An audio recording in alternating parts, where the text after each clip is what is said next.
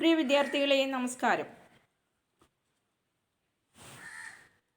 MPS 003 course attend ചെയ്യുന്ന ഇഗ്നോയിലെ MA political സയൻസിൻ്റെ വിദ്യാർത്ഥികൾക്കും MA സോഷ്യോളജി സെക്കൻഡ് ഇയർ വിദ്യാർത്ഥികൾക്കും വേണ്ടിയുള്ള ഒരു സെഷനാണിന്ന്. MPS 003 അധിഷ്ഠിതമായിട്ടുള്ള ഇന്ത്യൻ പാർലമെൻറ്റ് യൂണിറ്റ് 8 ലെജിസ്ലേച്ചർ എന്ന ആ ഒരു ഭാഗത്ത് നിന്നുള്ള പാർലമെൻറ്റുമായി ബന്ധപ്പെട്ട വിവരങ്ങളാണിന്ന് ഞാൻ നിങ്ങൾക്ക് ആ ഒരു സെഷനാണിന്ന് ഷെയർ ചെയ്യുന്നത്. ഇന്ത്യൻ പാർലമെൻറ്റിൻ്റെ ആ ഒരു സ്ട്രക്ചർ, ലെജിസ്ലേച്ചർ ഇൻ ഇന്ത്യ നാം ഒന്ന് എക്സാം ചെയ്താൽ ഇന്ത്യൻ ലെജിസ്ലേച്ചർ അത് പാർലമെൻ്ററി സിസ്റ്റത്തിൽ അധിഷ്ഠിതമായിട്ടാണ് പ്രവർത്തിക്കുന്നത്. The legislature in India functioning within the parliamentary system and it is the totality of central, state and local legislators. Totality of central, state and local legislators എന്നതാണ് അതിൻ്റെ പ്രത്യേകത.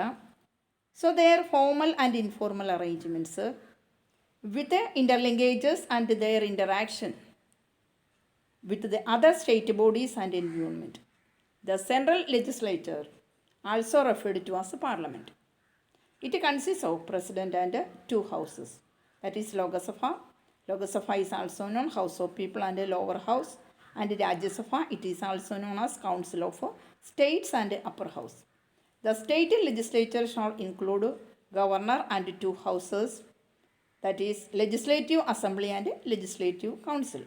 In some of the states or one house legislative assembly, in the rest the local legislature, that is Grama Sabha and municipality. It is an institution of self-government constituted by the constitution. The 73rd and 74th amendments are still in the process of acquiring substantive legislature power to be devolved or devolved by the concerned state. For the purpose of legislation, നിയമനിർമ്മാണ സഭ എന്ന രീതിയിൽ ഇന്ത്യയുമായി ബന്ധപ്പെട്ട് നാം നോക്കുമ്പോൾ ഇന്ത്യയിലെ ജനാധിപത്യ പാർലമെൻ്ററി സിസ്റ്റം എന്ന രീതിയിലാണ് ഇന്ത്യയിലെ ലെജിസ്ലേറ്റർ ഫങ്ഷൻ ചെയ്യുന്നത്. അതിൻ്റെ മൊത്തത്തിലുള്ള നോക്കുമ്പോൾ സെൻട്രൽ, സ്റ്റേറ്റ്, ലോക്കൽ ലെജിസ്ലേറ്റേഴ്സ് എന്ന രീതിയിലാണ് നിലനിൽക്കുന്നത്. ലെജിസ്ലേഷൻ പർപ്പസിന് വേണ്ടിയിട്ട് കോൺസ്റ്റിറ്റ്യൂഷൻ ഇൻട്രൊഡ്യൂസ് ചെയ്യുന്നത് ഒരു ഫെഡറൽ സിസ്റ്റമാണ്. അതാണ് ഗവൺമെൻറ്റിൻ്റെ basic structure. Wherein there is a three fold distribution of subjects and three fold distribution between the centre, state enumerated, seventh schedule, union list, state list and concurrent list. There is also an effort to distribute the subject between the state and local bodies, and these are incorporating the 11th schedule into the constitution by the 73rd and 74th amendments. Okay. അപ്പോൾ ഇന്ന് നാം മെയിനായിട്ട് focus ചെയ്യുന്നത് പാർലമെൻറ്റിനെ കുറിച്ചാണ്. Central legislature or parliament. President. The President of India is an integral part of the Indian Parliament, like the Crown of England and unlike the American President. അപ്പോൾ Indian president എന്ന് പറയുമ്പോഴേക്കും Indian പാർലമെൻറ്റിൽ ഒരു integral പാർട്ടാണ്. അതായത് ഇംഗ്ലണ്ടിലെ crown എന്നൊക്കെ പറയില്ലേ, അപ്പോൾ അത് ഇന്ത്യയെ സംബന്ധിച്ച് പ്രസിഡൻറ്റിനുള്ള റോള് അത് വളരെ പ്രാമുഖ്യം നൽകുന്ന ഒരു റോളാണ് എന്ന് നമുക്ക് പറയാം. However, the Indian President differs from the Crown of England in respect of his power and status.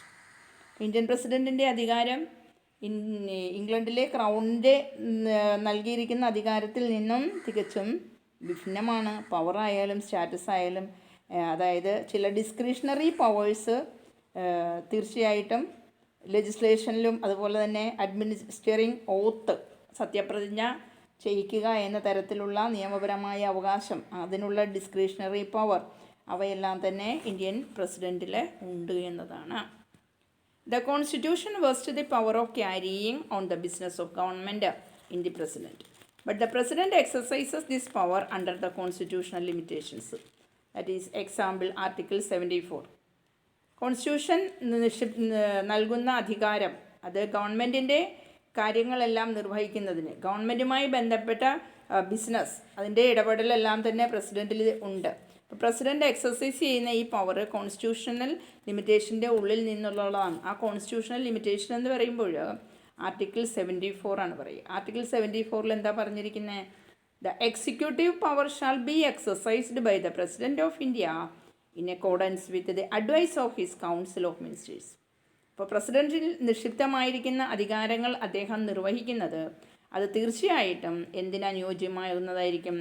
Ministerial കൗൺസിലിൻ്റെ ഉപദേശങ്ങൾക്ക് സ്വീകരിച്ചുകൊണ്ട് ആയിരിക്കും. അതേതാണ് ആർട്ടിക്കിൾ 53(1). അത് ഡിമാൻഡ് ചെയ്യുന്നത് എന്തെന്നാൽ that the president must exercise his powers according to the constitution. President തൻ്റെ അധികാരങ്ങൾ നിർവഹിക്കേണ്ടത് കോൺസ്റ്റിറ്റ്യൂഷന് വിധേയമായിട്ടായിരിക്കണം.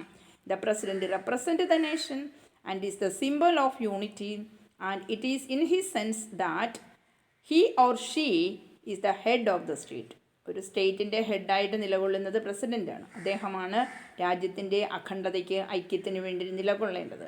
However the post of president has raised a few questions such as what exactly is the president supposed to do. അപ്പോൾ കോൺസ്റ്റിറ്റ്യൂഷനിൽ പറയുന്നത് head of the state ആണ് president. അപ്പോൾ പ്രസിഡൻറ്റിൻ്റെ ആ ഒരു പോസ്റ്റ് അത് ഉയർത്തുന്ന ചില ചോദ്യങ്ങൾ, അതായത് എന്താണ് പ്രസിഡൻറ്റിൽ നിക്ഷിപ്തമായിട്ടുള്ള അധികാരം, പ്രസിഡൻറ്റ് യഥാർത്ഥത്തിൽ എന്താണ് ചെയ്യേണ്ടത്, രാജ്യത്തിന് വേണ്ടി എന്താണ് പ്രസിഡൻറ്റ് നിർവഹിക്കേണ്ട കർത്തവ്യം, എങ്ങനെയാണ് അദ്ദേഹത്തിൻ്റെ അധികാരങ്ങൾ നിർവഹിക്കേണ്ടത്, ഫോർമലായിട്ടാണോ ഇൻഫോർമലായിട്ടാണോ, അതും എങ്ങനെയാണ് കോൺസ്റ്റിറ്റ്യൂഷനിലെ നിക്ഷിപ്തമായിരിക്കുന്ന തരത്തിലുള്ള അധികാരങ്ങൾ എന്ന രീതിയിൽ. അപ്പോൾ ഇതിനോടനുബന്ധിച്ച് സംസാരിക്കുമ്പോൾ നമുക്ക് മനസ്സിലാക്കാൻ സാധിക്കുന്നത് അദ്ദേഹം രാജ്യത്തിൻ്റെ ഫസ്റ്റ് സിറ്റിസൺ എന്ന രീതിയിൽ നിലകൊള്ളുന്നയാളാണ്. അപ്പോൾ പ്രഥമ പൗരൻ എന്ന രീതിയിലാണ് അറിയപ്പെടുന്നത്. Is the president something more than the first citizen or a rubber stamp? SS Khera. He says that he can certainly have a mind of his on.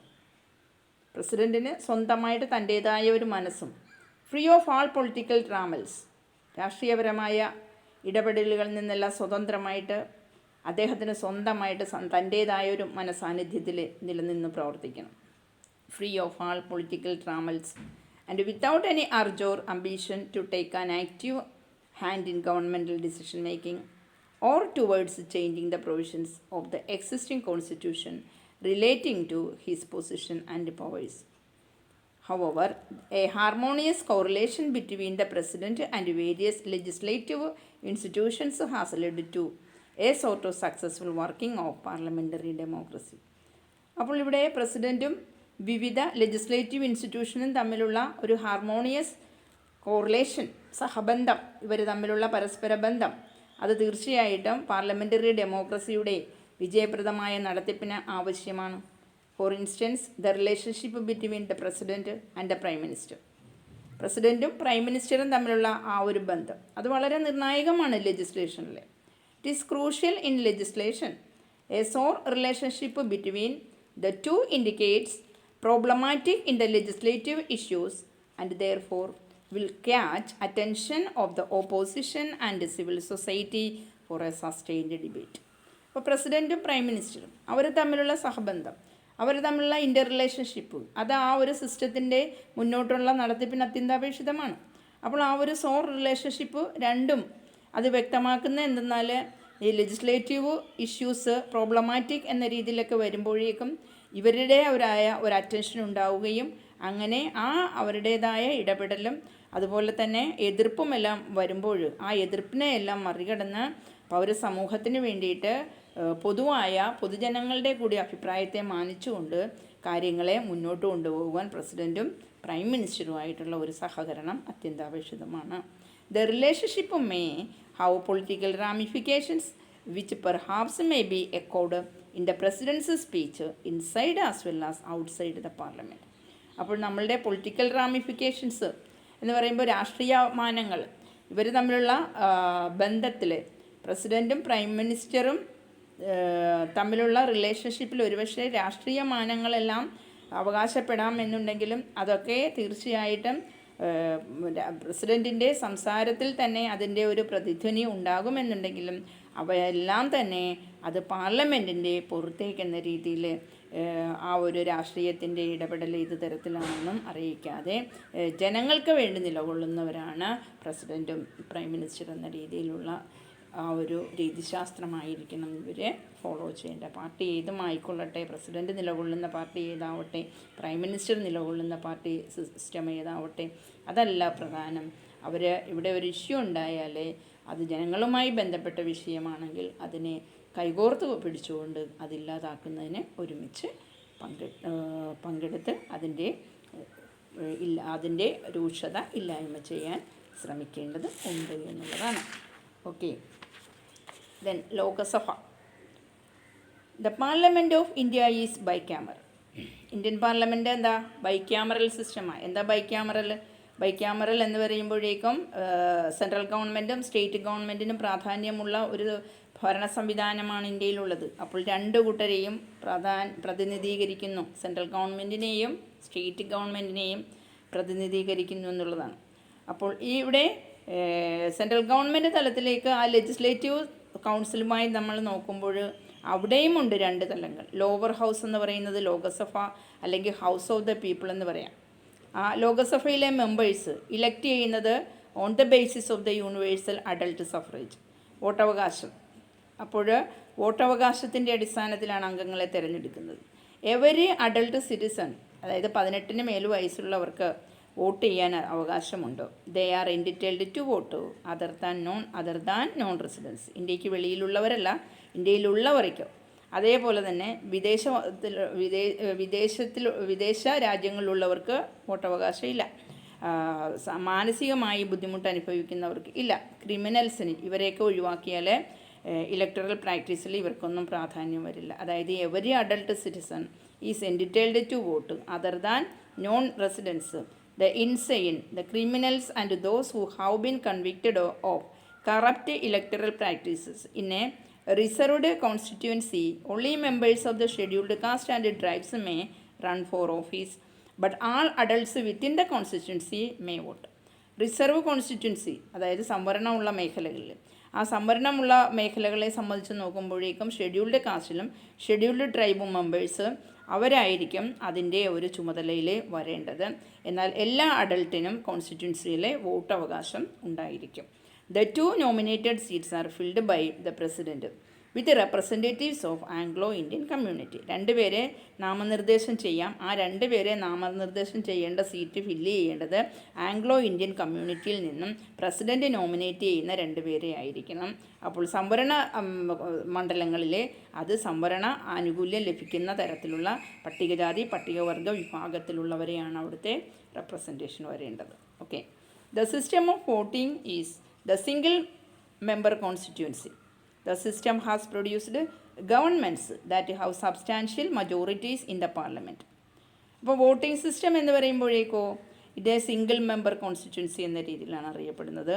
System has produced governments that have substantial majorities in the parliament yet lack endorsement from a majority of the voters. A proportional reservation system would have been fairer to opposition parties and more representative in a mathematically defined version of the deliberate democracy. അപ്പോൾ voting system single member constituency, ഒരു നിയോജക മണ്ഡലം, ആ നിയോജക മണ്ഡലത്തിനെ base ചെയ്താണ് voting system.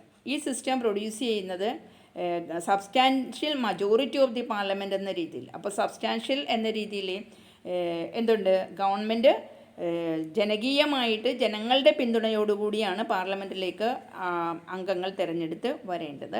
It lack endorsement from a majority of the voters. A proportional reservation system would have been fairer to opposition parties. അവിടെ ഒരു ആനുപാതിക റിസർവേഷൻ സിസ്റ്റം എന്ന രീതിയിൽ ഉണ്ട്. More representative in a mathematically defined version of the deliberative democracy. അപ്പോൾ deliberative ഡെമോക്രസിയുടെ mathematical version എന്ന രീതിയിൽ, അതായത് ഇത്ര എണ്ണം എന്ന രീതിയിലാണ് ഒരു കോൺസ്റ്റിറ്റ്യുവൻസിയിൽ ഉണ്ടാകേണ്ടത്. അപ്പോൾ മൊത്തം കേരളത്തിലെ എല്ലാ കോൺസ്റ്റിറ്റ്യുവൻസിയിൽ നിന്നും അംഗങ്ങളായിട്ട് പാർലമെൻറ്റിൽ എത്തേണ്ടവരുടെ എണ്ണം ഇത്രയാണ് എന്നുള്ളതുണ്ടാവാം. By and large parliament is fairly chosen with the help of the constitutional body called the election commission. പൊതുവേ പറഞ്ഞാൽ പാർലമെൻറ്റിലേക്ക് ഇലക്ഷൻ്റെ നടത്തിപ്പുമായി ബന്ധപ്പെട്ട് അതിനുള്ള ചുമതല അതിൻ്റെ ഭരണഘടനാ സ്ഥാപനം എന്ന രീതിയിൽ ഇലക്ഷൻ കമ്മീഷന് ആണ്. While individual seat may have been determined by or bribes, Musselman or bribes, no general election in India has produced an overall result that was not a fair reflection of voter preferences. അപ്പോൾ ചിലപ്പോൾ individual seats എല്ലാം തന്നെ തീരുമാനിക്കപ്പെടുന്നത് അധികാരവും ശക്തിയും ഉള്ള മസിൽമാനായിട്ടുള്ള കൈക്കൂലി കൊടുത്ത് അതിൻ്റെ അടിസ്ഥാനത്തിൽ ആളുകളെ വശത്താക്കി അതിൻ്റെ ബ്രൈബ്സിൻ്റെ മസിൽമെൻ എന്ന രീതിയിലൊക്കെ ചിലപ്പോൾ ഇൻഡിവിജ്വൽ സീറ്റെല്ലാം തീരുമാനിക്കപ്പെടും. അതായത് സ്ഥാനാർത്ഥി നിർണയമെല്ലാം തന്നെ ആരാണ്, എന്താണ്, എങ്ങനെയായിരിക്കണം എന്നുള്ളതിനെ സംബന്ധിച്ച തീരുമാനമെല്ലാം തന്നെ ഒരുപക്ഷെ ഡിറ്റർമൈൻ ചെയ്യുന്നത് മസിൽമെന്നും അല്ലെങ്കിൽ ബ്രൈബ്സിൻ്റെ അടിസ്ഥാനത്തിൽ ഒക്കെ വരാം. No general election India has produced an overall result that was not a fair reflection of voter preferences. ഇന്ത്യയിൽ നടന്നിട്ടുള്ള ഒരു ഇലക്ഷൻ്റെയും അത് റിസൾട്ട് നാം ഓവറോളായിട്ട് എടുത്ത് നോക്കുമ്പോഴേക്കും അതൊന്നും തന്നെ വോട്ടർ പ്രിഫറൻസസിൻ്റെ ഒരു ശരിയായ രീതിയിലുള്ള റിഫ്ലക്ഷൻ ആയിരുന്നു എന്നുള്ളതൊന്നും നമുക്ക് ഉറപ്പിച്ചു പറയുവാനായിട്ട് സാധിക്കില്ല എന്നുള്ളതാണ്. The term of the Lok Sabha is for a maximum period of 5 years. Okay? Although in an emergency, this may be extended to 1 year at a time indefinitely. ഇപ്പോൾ സാധാരണ രീതിയിൽ എത്രയാണ്? 5 വർഷം. അപ്പോൾ എമർജൻസി സിറ്റുവേഷൻ വരികയാണെങ്കിൽ വീണ്ടും അതൊരു അനിശ്ചിതമായിട്ട് 1 വർഷം കൂടി എന്ത് ചെയ്ത് കൊടുക്കും? അത് എക്സ്റ്റെൻഡ് ചെയ്ത് കൊടുക്കാം. There is no minimum term of parliament. അപ്പോൾ മിനിമം ടേം ഓഫ് പാർലമെൻറ്റ് എന്നത് അവിടെ ഇല്ല. എന്നാൽ while the parliament may be dissolved and fresh elections held, അതായത് പാർലമെൻറ്റ് പിരിച്ചുവിട്ടിട്ട് വീണ്ടും പുതിയ ഇലക്ഷൻ നടത്തുകയാണെങ്കിൽ ഗവൺമെൻറ് അതിൻ്റെ കോൺഫിഡൻസ് നഷ്ടപ്പെടുന്ന സിറ്റുവേഷനിലായിരിക്കും ഇങ്ങനെ ചെയ്യുന്നത്. അതായത് ആ പാർലമെൻറ്റ് ഹൗസിൽ അംഗങ്ങളുടെ വിശ്വാസ്യത നഷ്ടപ്പെടുന്ന സമയത്തിൽ അവരെന്ത് ചെയ്യണം? പാർലമെൻറ്റ് പിരിച്ചുവിടണം, പുതിയ ഇലക്ഷൻ പ്രഖ്യാപിക്കണം. അങ്ങനെ വരുമ്പോൾ the more common occurrence is for a prime minister to time call for fresh elections. അപ്പോൾ ആ സമയത്ത് ചെയ്യേണ്ടത് എന്താണ്? പ്രൈം മിനിസ്റ്റർ, പ്രധാനമന്ത്രി വീണ്ടും ഫ്രഷ് ഇലക്ഷൻസിന് ഡിക്ലറേഷൻ കൊടുക്കുകയും maximum personal or party political gains നേടുന്നതിന് വേണ്ടിയുള്ള ഫ്രഷ് ഇലക്ഷൻസിന് വേണ്ടിയുള്ള ഡിക്ലറേഷൻ ആ ഒരു സമയത്ത് നടത്തേണ്ടതും ഉണ്ട് എന്നുള്ളതാണ്. ഓക്കെ, അതാണ് ലോകസഭയിലെ പറഞ്ഞിരിക്കുന്ന കാര്യങ്ങൾ. The Lok Sabha is required by the Constitution to convene twice a year with a maximum allowable period of gap between 2 sessions being 6 months. In practice, the Lok Sabha has been met in 3 sessions per year. ഒരു ലോകസഭ ഒരു വർഷത്തിൽ 3 sessions കൂടേണ്ടതുണ്ട്. ലോകസഭയ്ക്ക് ആ constitution അനുസരിച്ച് require ചെയ്യേണ്ടത് ആവശ്യം എന്ന് പറഞ്ഞാൽ toys A year, ഒരു വർഷത്തിൽ 2 തവണയെങ്കിലും. അതുപോലെ തന്നെ മാക്സിമം എത്രയാണ്? ബിറ്റ്വീൻ 2 സെഷൻസ് ബീയിങ് 6 months, 6 മാസം കൂടുമ്പോഴെങ്കിലും എന്ത് ചെയ്യണം? 2 സെഷൻസ് എന്ന രീതിയിൽ വരണം. സാധാരണ രീതിയിൽ ലോകസഭാ മീറ്റിംഗ് എന്ന് പറയുമ്പോഴേക്കും ഒരു ഇയറിൽ 3 വർഷം എന്ന രീതിയിലാണ് അത് കൂടുന്നത്. The language of parliamentary business is mostly Hindi or English or ഹിന്ദിയാണ് പാർലമെൻറ്റ് ഭാഷ. Member may use any of the recognised official language. Official ലാംഗ്വേജിലെ ഏതെങ്കിലും അതിലെ അംഗങ്ങൾക്ക് ഉപയോഗിക്കാൻ അവർക്ക് ഫോളോ ചെയ്യാവുന്നതാണ്. Okay, the process of legislation that involves 3 stages that corresponding to the familiar 3 readings of bills in the parliamentary systems. ഇപ്പോൾ അവിടുത്തെ നിയമനിർമ്മാണവുമായി ബന്ധപ്പെട്ട പ്രവർത്തനത്തിൻ്റെ 3 ഘട്ടങ്ങളുണ്ട്. അത് 3 readings ആണ്. പാർലമെൻ്ററി സിസ്റ്റത്തിൽ അവിടെ പാസ്സാക്കാനുള്ള ബില്ല് 3 തവണ വായിക്കും. The introduction of a bill, its consideration and its enacted to law. അതായത് ആദ്യം അത് എന്താണെന്ന് വെച്ചാൽ അതിനെപ്പറ്റി ആമുഖം, ബില്ലിനെ പറ്റിയുള്ള അവതരണം, ആമുഖം, എന്നിട്ട് പിന്നെ അത് പരിഗണിക്കൽ, പിന്നെ അത് നിയമമാക്കി മാറ്റുന്നതുമായി ബന്ധപ്പെട്ട് ഇങ്ങനെയുള്ള 3 ഘട്ടങ്ങളാണ്. അപ്പോൾ ആദ്യം വായിക്കുന്നു എന്നുള്ളതാണ്. The first reading consist of the bill being introduced along with the explanation of its aim and purposes. അപ്പോൾ അത് ആദ്യം വായിക്കുമ്പോഴേക്കും ആ ബില്ല് എന്താണ്, അതെന്തിനു വേണ്ടിയാണ്, അതിൻ്റെ പർപ്പസ് എന്താണ്, ഇവയെല്ലാം പറയും. സെക്കൻഡ് റീഡിങ്ങിൽ എന്ന് പറയുമ്പോൾ bill may be referred to select committee. Bill അത് പിന്നീട് സെലക്ട് കമ്മിറ്റിയുടെ പരിഗണനയിലേക്ക് വിടും. പിന്നെ അത് സർക്കുലേറ്റ് ചെയ്യുന്നത് എന്തിനാണ്? For public response or taken up for immediate consideration. Public റെസ്പോൺസിനോ അല്ലെ ഇമ്മീഡിയറ്റ് കൺസിഡറേഷൻ ലഭിക്കുന്നതിന് വേണ്ടി. The last course is rare and reserved for urgent and uncontroversial items. അപ്പോൾ അവസാനത്തെ ആ ഒരു എന്ന് പറയുന്നത് അൺകോൺട്രവേഴ്സ്യൽ ഐറ്റംസുമായി ബന്ധപ്പെട്ടായിരിക്കാം. The second course is the most frequent. രണ്ടാമത്തെ നടക്കുന്ന ആ ഒരു കേസാണ്, സെക്കൻഡ് സ്റ്റെപ്പിൽ നടക്കുന്നതാണ് മോസ്റ്റ് ഫ്രീക്വൻ്റ് എന്ന് പറയുന്നത്. മൂന്നാമത്തേന്ന് പറയുന്നത് അത് വെറുതെ വാദപ്രതിവാദമായിട്ട് പോവാതെ അത് നിയമമാക്കാനായിട്ട് രണ്ടാമത്തെ ആ ഒരു സബ്ജക്റ്റ് കമ്മിറ്റിക്ക് കൊടുത്ത് അവർ പാസ്സാക്കി കഴിഞ്ഞാൽ അത് പിന്നെ ബില്ല് നിയമമാകുമെന്നുള്ളതാണ്. The select committee reports back either unanimously or with majority recommendations and a minority note to dissent. ചിലപ്പോൾ ആരെങ്കിലും എതിർക്കുകയാണെങ്കിൽ, മൈനോറിറ്റി ആണെങ്കിൽ അത് കാര്യമാക്കില്ല. മജോറിറ്റി റെക്കമെൻഡേഷൻ എന്താണോ അത് തർക്കമില്ലാത്ത രീതിയിലാണെങ്കിൽ ഐക്യകണ്ഠേന തന്നെ പാസ്സാക്കും. The bill is then considered in the house clause by clause. അത് ബില്ല് പിന്നെ അത് ഹൗസ് ക്ലോസ് ബൈ ക്ലോസ് എന്ന രീതിയിൽ ഓരോന്നും അതിൻ്റെ വകുപ്പും ഉപവകുപ്പും സെക്ഷൻ എല്ലാം തിരിച്ച് ആ ബില്ല് അത് നിയമമാക്കുകയും അംഗങ്ങളെല്ലാം തന്നെ അതിനെ ഇൻട്രൊഡ്യൂസ് ചെയ്യുന്നു, അതിൻ്റെ അമെൻമെൻ്റ് എല്ലാം നടപ്പിലാക്കുന്നു എന്നുള്ളതാണ്. Once all clauses have been dealt with the bill has crossed the report stage. അപ്പോൾ അതിൻ്റെ ക്ലോസസ് എല്ലാം കൈകാര്യം ചെയ്ത് കഴിഞ്ഞാൽ ആ ബില്ല് അത് റിപ്പോർട്ട് സ്റ്റേജ് എന്ന രീതിയിലേക്കും അത് മാറുന്നു. പിന്നെ അത് ലിസ്റ്റ് ചെയ്യുന്നു. അങ്ങനെ അത് തേർഡ് ആൻഡ് ഫൈനൽ റീഡിങ്ങിലേക്ക് എത്തും. അതിൻ്റെ ആ ഫൈനൽ റീഡിങ്ങിൽ എത്തുമ്പോഴേക്കും which is tidying up amendments and then the bill is put to vote. അപ്പോൾ പിന്നെ അത് അതിൻ്റെ അമെൻമെൻറ്റ് ഭാഗത്തേക്ക് വരുന്നു, ആ ബില്ല് വോട്ടിനിടുന്നു.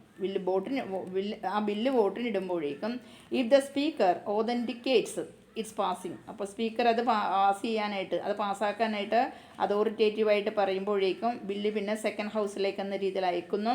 അവിടെയാണ് എൻ്റയർ പ്രൊസീജിയർ വീണ്ടും ഇത് തന്നെ ആവർത്തിക്കും. സെക്കൻഡ് ഹൗസിലും ഇവിടെ നടന്ന അതേ പ്രൊസീജിയർ തന്നെ അവിടെയും ആവർത്തിക്കുന്നു. അങ്ങനെ രണ്ട് സഭകളും, പാർലമെൻറ്റിൻ്റെ ഇരു സഭകളും അത് ഒരേപോലെ identical version of the bill എന്ന രീതിയിൽ അത് പാസ്സാക്കിയാൽ അത് പിന്നീട് പ്രസിഡൻറ്റിന് സമർപ്പിക്കുകയും അതിൻ്റെ ഫോമൽ അസൻറ്റ് കിട്ടുകയും, ഫോമൽ എന്ന രീതിയിൽ അതിൻ്റെ അംഗീകാരം കിട്ടുകയും അവസാനം ബില്ല് അതിൻ്റെ ഒരു സമ്മതം ആൻഡ് ദ ബിൽ ഫോമൽ അസൻറ്റിന് ശേഷം ദ ബിൽ ബിക്കം ലോ, അങ്ങനെ നിയമമാവുകയും അതിൻ്റെ ആ ഒരു അംഗീകാരം തേടുകയും ചെയ്യുന്നു എന്നുള്ളതാണ്. അങ്ങനെയാണ് ബില്ല് പാർലമെൻറ്റിൻ്റെ ഇരുസഭകളിലൂടെ അത് നിയമമായി മാറുന്നത് എന്ന് നമുക്ക് പറയാം. ഓക്കെ, അപ്പോൾ ഇത് ലോകസഭയുടെ ആ ഒരു പ്രവർത്തനവുമായി ബന്ധപ്പെട്ട ഏതാനും വിവരങ്ങളാണ്. ഈ ഒരു സെഷൻ ഇവിടെ നമുക്ക് അവസാനിപ്പിക്കാം. അപ്പോൾ ആർട്ടിക്കിൾ 386 പ്രകാരം കോൺസ്റ്റിറ്റ്യൂഷൻ്റെ കീഴിലെ പാർലമെൻറ്റിൻ്റെ സെൻട്രൽ ഫോറം അമെൻഡ് ചെയ്യുന്നു എന്നുള്ളതാണ്. The parliament is the central forum four amending the constitution under article